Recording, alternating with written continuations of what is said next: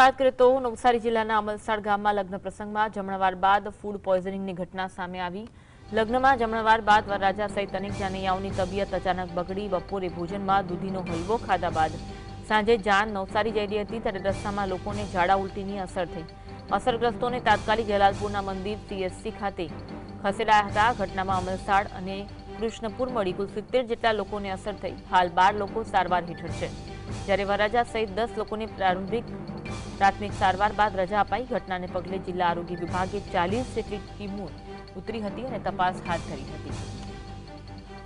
જાનૈયાઓને food પોઈઝનિંગની અસર થઈ હતી, તેમને તુરંત સારવાર માટે હોસ્પિટલ ખસેડવામાં આવ્યા હતા।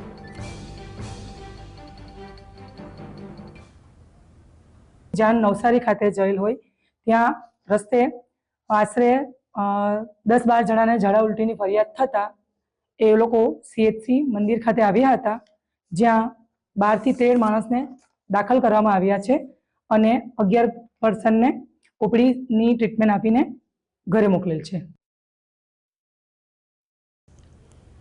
આજ અંગે વધુ વાત કરીશું। સંવાદદાતા હિતેશ અમારી સાથે ફોન લાઈન પર જોડાયા છે। હિતેશ, અમલસાડ ગામમાં લગ્ન પ્રસંગમાં જમણવાર બાદ ફૂડ પોઈઝનિંગની ઘટના બની છે, વિગત જણાવશો?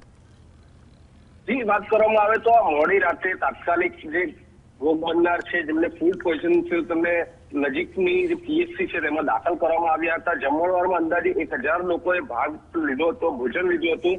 સાંજે જાન લઈને જ્યારે નવસારી નીકળેલા વરરાજા કિલ્લર ટંડેલ સહિત જાનૈયાઓને ઝાડા ઉલટીની ફરિયાદ થઈ હતી। તાત્કાલિક તેમને મંદિર ગામના CHC ખાતે સારવાર આપવામાં આવી હતી। હાલ તમામની જે તબિયત છે તે સ્થિર છે તેવું જાણવા મળ્યું છે। જી, આભાર માહિતી આપવા માટે।